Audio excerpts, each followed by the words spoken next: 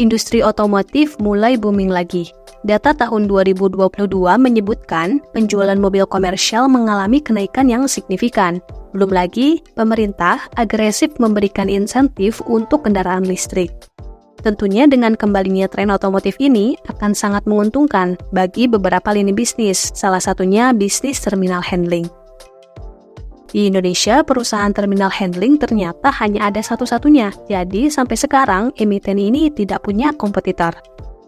Menariknya nih, dalam sebulan belakangan ini, harga sahamnya naik hampir 15%, dan sejak awal tahun harganya melesat hingga 34%.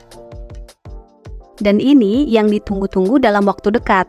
Emiten ini bakal membagikan dividen sebesar 90 miliar rupiah pada tanggal 1 Agustus 2023 mendatang. Yap, emiten itu adalah IPCC, PT Indonesia Kendaraan Terminal Tbk. Lalu bagaimana sih valuasi saham dan kinerja keuangannya? Yuk simak videonya sampai habis.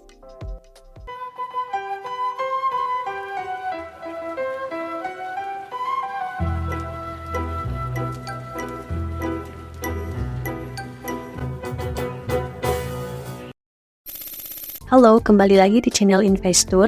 Video kali ini kita akan bahas emiten yang berkecimpung di bidang terminal handling dan value added services, yakni IPCC. IPCC adalah unit bisnisnya PT Pelabuhan Indonesia II atau yang lebih dikenal dengan Pelindo. IPCC ini merupakan terminal komersial yang dirancang khusus untuk ekspor-impor kendaraan, beroperasi di Pelabuhan Tanjung Priok, Jakarta dan Gresik, Jawa Timur. IPCC berdiri pada tanggal 1 Desember 2012, kemudian berhasil melantai di Bursa Efek pada tanggal 9 Juli 2018. Pergerakan saham IPCC ini bergerak fluktuatif sepanjang 5 tahun ke belakang. Saat awal IPO, sahamnya berada di harga Rp1.715. Pada akhir Desember 2022, turun ke harga Rp570 per lembar saham. Sedangkan di awal 2023 berada di harga 570-an, kemudian naik sekitar 34% ke harga Rp765 pada akhir Juni 2023. Dengan kenaikan tersebut, artinya saham IPCC diperdagangkan di level 18 kali di atas laba per sahamnya karena PE ratio-nya menunjukkan angka 18. Secara historis, PE ratio IPCC Q2 2023 berada di bawah rata-rata 5 tahunan, namun angkanya masih berada di atas rule of thumb-nya, yakni 15 kali.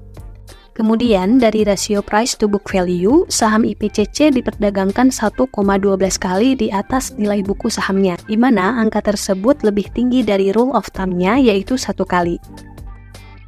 Soal kinerja keuangan, laba IPCC melonjak 76% secara tahunan menjadi Rp79 miliar sepanjang 6 bulan pertama 2023. Ini berkat pendapatan IPCC yang tumbuh 22% ke angka Rp367 miliar hingga kuartal 2 2023. Pendapatan dari segmen pelayanan jasa terminal masih menjadi andalan perusahaan. Segmen ini menyumbang Rp336 miliar.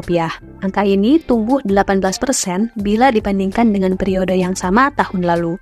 Dengan begitu, berarti net profit margin pada Q2 2023 sekitar 22%. Sedangkan untuk beban pokok, kenaikannya masih lebih kecil daripada kenaikan pendapatannya, hanya sebesar 12% secara year on year menjadi Rp194 miliar.